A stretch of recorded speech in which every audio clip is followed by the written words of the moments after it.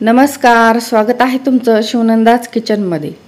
आज आपण कडकण्या कशा बनवायच्या ते बघणार आहोत। या कडकण्या मी गव्हाच्या पिठाच्या बनवलेल्या आहेत। काही ठिकाणी रव्याच्या देखील कडकण्या बनवल्या जातात। अगदी 2 वाटी पिठापासून दोरडीभर किंवा टोपलंभर कडकण्या तयार होतात। तर अगदी सोप्या पद्धतीने या कडकण्या कशा बनवायच्या ते आज आपण बघणार आहोत। इथे आपण 2 वाट्या गव्हाचं पीठ घेणार आहोत। यामध्ये थोडंसं मीठ आणि थोडीशी हळद घालून आपल्याला याचा घट्ट असा पिठाचा गोळा मळून घ्यायचा आहे। आता आपण हळद आणि मीठ व्यवस्थित मिक्स करून घ्यायचे आहे। आपल्याला हा गोळा घट्टच मळायचा आहे। घट्ट गोळा मळल्यामुळे कडकण्या लाटायला अडचण येत नाही आणि कडकण्या कडक कुरकुरीत देखील होतात। आता आपण पाणी घालून याचा गोळा मळून घेऊ। काही ठिकाणी यामध्ये गुळाचा देखील वापर केला जातो। काही ठिकाणी म्हणण्यापेक्षा आमच्या इथेच काही मिठाच्या आणि काही गुळाच्या अशा देखील कडकण्या बनवल्या जातात। मिठाच्या कडकण्या देवासाठी तर गुळाच्या कडकण्या खाण्यासाठी वापरले जातात। तुमच्या इकडे कशा कडकण्या बनवल्या जातात ह्या कमेंटमध्ये नक्कीच सांगा। आता आपला पिठाचा गोळा व्यवस्थित मळून झालेला आहे। घट्ट असा गोळा आपण मळलेला आहे। याला अजून आपण 5 मिनिटे छान मळून घेणार आहोत, जेणेकरून आपल्या कडकण्यांच्या काठांना चिरा जाणार नाही। पिठाचा गोळा 5-10 मिनिटे रेस्ट केल्यानंतर आता आपण सुरुवातीला देवीचा साज बनवून घेणार आहोत। यामध्ये सर्वात आधी आपण बनवणार आहोत देवीची वेणी। यासाठी 3 छोटे छोटे गोळे मी घेतलेले आहेत आणि याचे लांबसर दोरे आपल्याला वळून घ्यायचे आहेत। किती लांब वेणी बनवायची यावर आपल्याला हे दोरे बनवायचे आहेत। या कडकण्या फक्त नवरात्रच नाही तर गौराईमध्ये, गौराईसाठी, आखाड पूजामध्ये, देवीच्या पूजेमध्ये, तसेच कधीही देवीची पूजा असेल तर या कडकण्या बनवाव्याच लागतात। या कडकण्यांना देवीच्या पूजेमध्ये खूपच महत्त्व आहे। त्यामध्ये अशा पद्धतीने वेगवेगळ्या साज आणि कडकण्या बनवल्या जातात। तर आपल्या इथे हे 3 दोरे बनवून झालेले आहेत। सुरुवातीचा टोक आपण अशा पद्धतीने चिकटवून घेणार आहोत आणि या इथे आपण थोडंसं छिद्र ठेवणार आहोत, जेणेकरून आपल्याला ही वेणी दोऱ्यामध्ये गुंफता येईल। आता आपण ज्या पद्धतीने केसांची वेणी बनवतो त्या पद्धतीने या दोऱ्यांपासून आपल्याला वेणी बनवायची आहे। हे देवीच्या वेणीचं प्रतीक म्हणून बनवलं जातं। आता एक्स्ट्राचं पीठ आपण काढून घेणार आहोत। अशा पद्धतीने मी ही वेणी तयार केलेली आहे। आता यानंतर आपण बनवणार आहोत देवीचे जोडवे। यासाठी वेणीला आपण जशी दोरी बनवून घेतली तशीच दोरी वळून घ्यायची आहे। यानंतर बोटाच्या आकाराचे आपण 4 जोडवी बनवणार आहोत।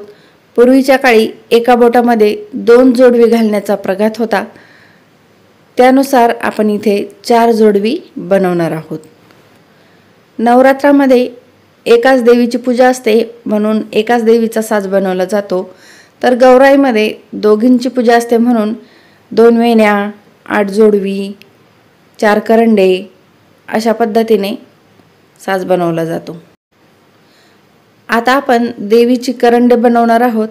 यासाठी आपण पिठाचा छोटासा गोळा घेऊन ज्याप्रमाणे पिठाचा दिवा बनवतो त्या पद्धतीने एक छोटीशी वाटी बनवून घ्यायची आहे। यानंतर दुसऱ्या पिठाच्या गोळ्यापासून याचं झाकण आपल्याला बनवायचं आहे।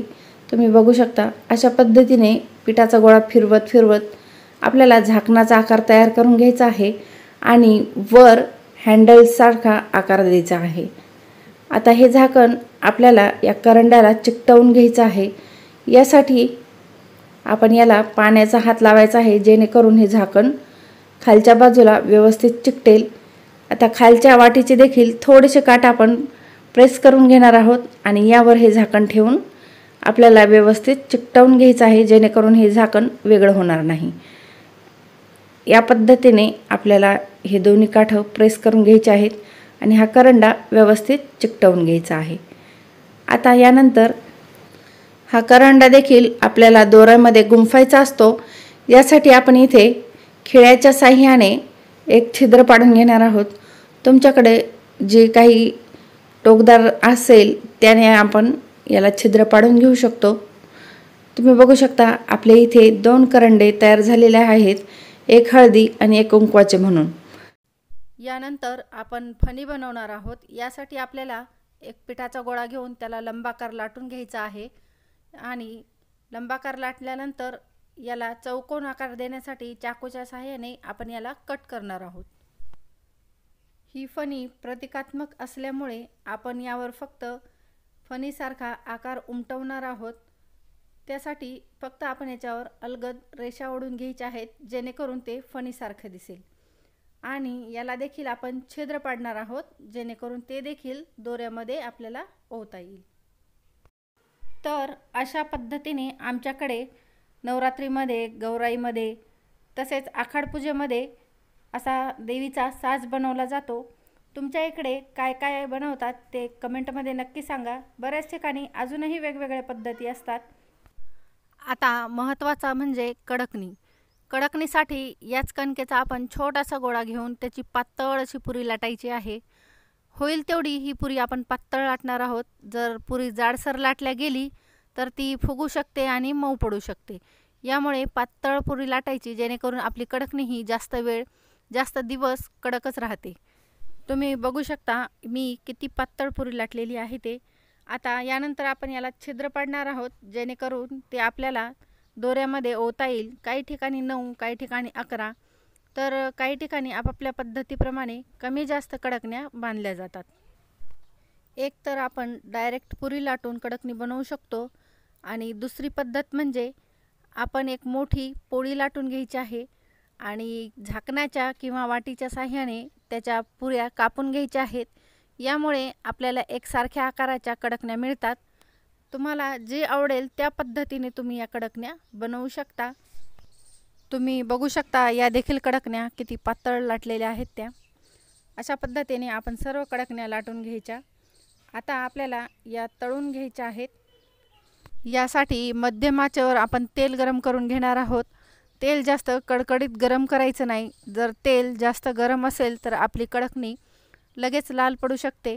आपल्याला ह्या पिवळसर अशा काढायच्या असतात। सुरुवातीला आपण आपला जो साज बनवलेला आहे तो आपण तळून घेणार आहोत।